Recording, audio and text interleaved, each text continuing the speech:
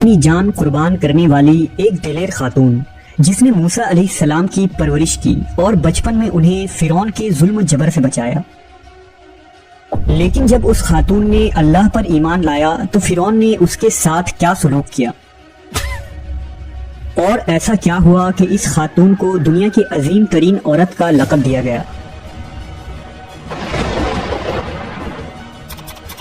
फिरौन मिस्र का एक जालिम व जाबिर बादशाह था। उसने मिस्र में आबाद कौम बनी इसराइल को गुलाम बना रखा था और उन पर जुल्म के पहाड़ तोड़ता था।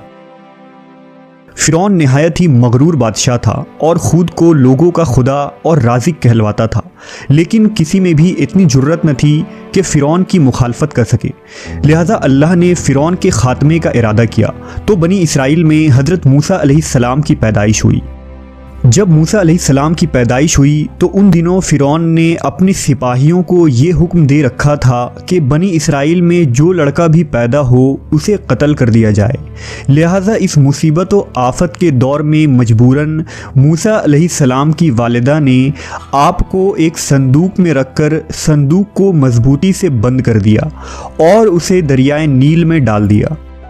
दरिया से निकलकर एक नहर फ़िरौन के महल के नीचे बहती थी। अल्लाह की कुदरत ये हुई कि ये संदूक दरियाए नील से बहते हुए उस नहर में चला गया।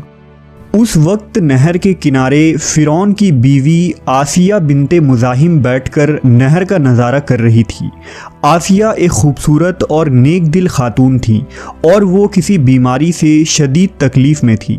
फ़िरौन ने इसका बहुत कुछ इलाज कराया था मगर वो नाकाम रहा। कहते हैं कि काहिनों ने उसे बताया था कि ए फ़िरौन, हम पेशन गोई करते हैं कि इस दरिया में से एक आदमी तेरे महल में दाखिल होगा। अगर उसके मुंह की राल इस बीमार खातून के जिस्म पर मली जाएगी तो उसे शफा हो जाएगा। चुनांचा जब नहर में बहते इस संदूक पर आसिया की नज़र पड़ी तो उसने मुलाजमीन को उसे निकालने का हुक्म दिया। जब उस संदूक को पानी से निकाला गया और उसे खोला गया और मलका ने इस बच्चे को देखा तो उसे यूं महसूस हुआ कि एक बिजली सी चमकी है जिसने उसके दिल को मुनव्वर कर दिया है।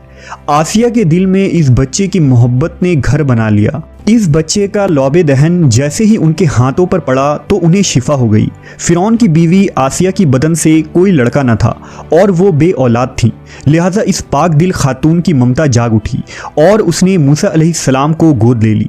इस तरह अल्लाह की कुदरत से मूसा अलैहिस्सलाम की परवरिश उसी फ़िरौन के महल में हुई जिसने आप अलैहिस्सलाम के हाथों से हलाक होना था। दरअसल लफ्ज़ फ़िरौन उस दौर में मिस्र के बादशाह का लक़ब हुआ करता था। मूसा अलैहिस्सलाम के किस्से के सिलसिले में दो फ़िरौनों का जिक्र आता है। एक वो जिसके ज़माने में आप पैदा हुए और जिसके घर में आपने परवरिश पाई, और दूसरा वो जिसके पास आप ईमान की दावत और बनी इसराइल की आज़ादी का मुतालबा लेकर गए और जो समुंदर में गर्क हो गया। लिहाजा बीबी आसिया का खाविंद जिसने मूसा अलैहिस्सलाम को अपने महल में रखा, इस फ़िरौन का नाम रामेसस सानी बताया जाता है। दरअसल बीबी आसिया रयान बिन वलीद की पोती थी। रयान बिन वलीद वही बादशाह था जो यूसुफ अलैहिस्सलाम के दौर में अजीज़ मिस्र था और उसने हज़रत यूसुफ पर ईमान भी लाया था। जब मिस्र पर क़िब्ती ख़ानदान की हुकूमत आई तो फ़िरौन ने अपनी ताकत के ज़ोर पर बीबी आसिया से शादी कर ली और उन्हें धमकी दी कि अगर उन्होंने शादी से इनकार किया तो उनके वालिदैन को कत्ल कर दिया जाएगा। लेकिन शादी के बाद भी अल्लाह ने हज़रत आसिया को फ़िरौन के शर से महफूज रखा और वो आप पर कादिर न हो सका। मवर्रखीन लिखते हैं कि अल्लाह ने फ़िरौन को नामर्द बना दिया था और बाज़ ने लिखा कि फ़िरौन को ऐसी बीमारी थी कि तबीबों ने उसे सारी उम्र सोहबत करने से मना कर दिया था। लिहाजा फ़िरौन कभी भी हज़रत आसिया के करीब न जा सका। ये भी अल्लाह की एक हिकमत थी ताकि बीबी आसिया फ़िरौन के नापाक जिस्म से महफूज रह सके। बहरहाल हज़रत मूसा की परवरिश फ़िरौन के महल में किसी शाही फ़र्द या शहज़ादे के मानिंद हुई। हर तरह के आराम व आराइश आपके लिए दस्तयाब थे।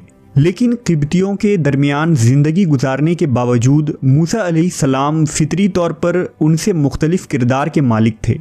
हज़रत मूसा फ़िरौन के गुरूर व तकब्बुर और खुदाई के दावों को नापसंद किया करते थे और हमेशा तौहीद के मुताल्लिक वाज़ेह बात किया करते जो फ़िरौन और उसके दरबारियों को नागवार गुज़रती थी। बहुत जल्द वो वक्त भी आ गया जब अल्लाह ने हज़रत मूसा अलैहिस्सलाम को नबूवत अता की और आप फ़िरौन के दरबार में इस्लाम की दावत लेकर तशरीफ़ लाए। उस वक्त फ़िरौन के मुतालबे पर जादूगरों और मूसा अलैहिस्सलाम के दरमियान सहर का मुकाबला हुआ, जिसमें हज़रत मूसा की असा हकीकी सांप में तब्दील हो गई और जादूगरों पर हक वाज़े हो गया कि ये अल्लाह के सच्चे रसूल हैं जिन्हें हमारी हिदायत के लिए भेजा गया है। जबकि फ़िरौन अपने अना और गुरूर पर कायम रहा और मूसा अलैहिस्सलाम के दावत का इनकार कर दिया। इसी दरबार में बीबी आसिया भी मौजूद थीं, लिहाजा आपने जब ये सनसनीखेज़ मंजर देखा तो आपके दिल में फ़ौरन हक का नूर चमक उठा और आप मूसा अलैहिस्सलाम पर ईमान ले आईं। बीबी आसिया फ़िरौन मिस्र की बीवी और मलका थी। आपके पास माल और दौलत की कसरत थी, लेकिन इसके बावजूद आप गुरूर और तकब्बुर का शिकार नहीं थी, बल्कि आपका दिल गरीबों की मोहब्बत से सरशार और उन पर शफ़क़त और मेहरबानी के जज्बे से मामूर था। आप दिल खोल कर उन पर सदका और खैरात किया करती। इसी वजह से आपको उम्मुल मसाकीन यानी मिस्कीनों की माँ भी कहा जाता है। चूँकि बीबी आसिया अपने शौहर रामेसस के मजालिम को भी खूब जानती थीं, इसलिए अपने ईमान का इजहार न किया। आप छुप छुपा कर एक अल्लाह की इबादत किया करती और अल्लाह से ये दुआ करती कि ए अल्लाह, मुझे फ़िरौन और उसके अमल से निजात दे, मैं उसके कुफरिया हरकतों से बेजार हूँ। हज़रत आसिया खुफिया तौर पर मूसा अलैहिस्सलाम के खुदा की इबादत करती और दुआ व इस्तिग़फ़ार में मशगूल रहती। यहाँ तक कि फ़िरौन को एक दिन आपके ईमान लाने की खबर हो गई। उसने एक रोज़ अपने दरबारियों से कहा, क्या तुम लोगों को मेरी बीवी की कुछ खबर है? तुम लोग उसके मुताल्लिक क्या जानते हो? सब ने बीबी आसिया की बड़ी तारीफ़ की और उनकी भलाइयाँ बयान की।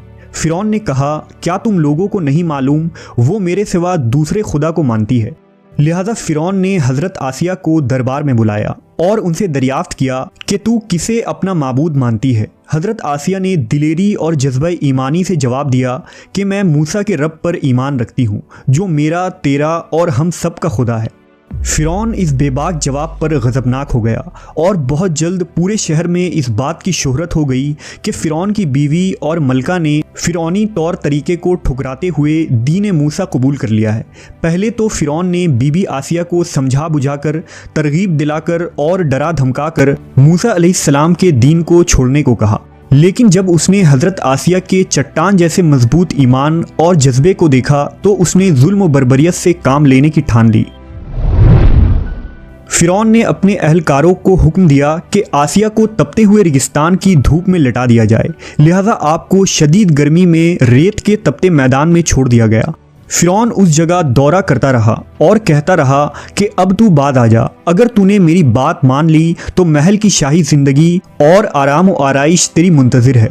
मगर हज़रत आसिया पर इसका कोई असर न हुआ, क्योंकि आपको जन्नत के उस लाफानी मोहल्लात पर ईमान था जो अल्लाह ने उन्हें अता करने का वादा किया था।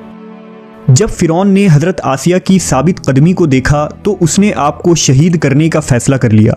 उसने अपने सिपाहियों को हुक्म दिया कि बड़ी से बड़ी चट्टान कहीं से उठा लाओ और आसिया को चित लिटाओ और वो चट्टान उस पर गिरा दो।